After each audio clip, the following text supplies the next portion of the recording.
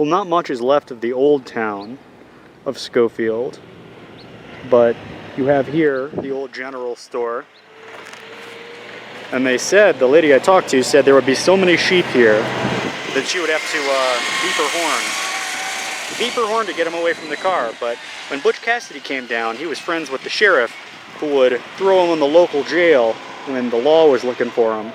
And he'd stay here until the heat got off him, and then he'd go back to his home base of Helper, Utah, where he rode with the ancestor of that woman who I just spoke to up at the Schofield mine disaster graveyard.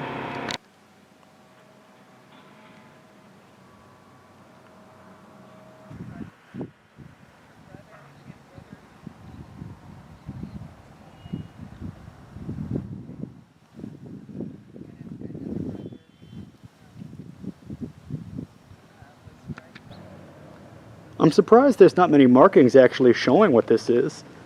Butch Cassidy staying here. You can walk right in. And by the way, this is just off the main street of Schofield. You'll see right there as you round the curve and continue on up or down south. You can just hook a right at the general store, which is right here. And you'll find this wedged right back behind it.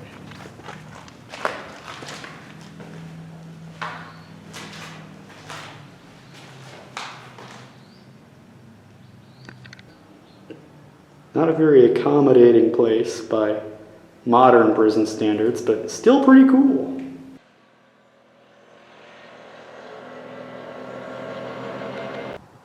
We're here in central Utah in the town of Price to see the grave, or the graves, of a couple of members of Butch Cassidy's Wild Bunch. And in 1898, they would make different excursions. They did this several times from their base of operations in southern Utah. They had two. It was in southern Utah and then in Hole-in-the-Wall Canyon.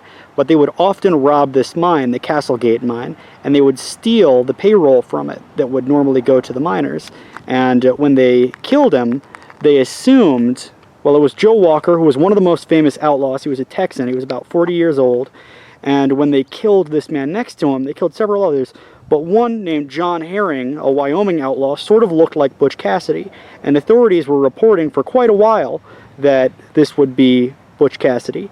But somebody who had actually known Butch Cassidy in Wyoming traveled all the way down from Hole-in-the-Wall to see the body and concluded that it was somebody who was not him. And there's a lot of mysticism that surrounds this killing.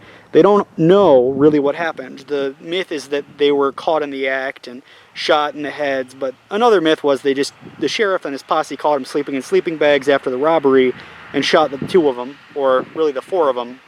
But they were said to be buried outside of the city cemetery here in the town of Price. And eventually the graves expanded, and the town at that point had come to welcome the Wild Bunch. And so they're buried here with a pretty nice headstone on the outskirts of the cemetery.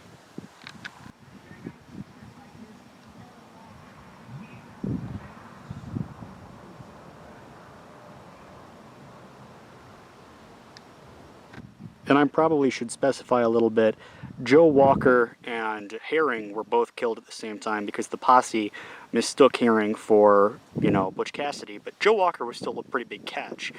The top guy, C.L. Gunplay Maxwell, was actually just a mine guard. He was hired during a strike, and he was killed sometime later in 1910. I'm not sure why he'd be buried beside these three lawmen, because the one at the bottom, John Mantis, or Jack Swayze, well, he was an Indian cowboy, and he died in 1907 of blood poisoning. So very interesting men buried here in the Price City Cemetery.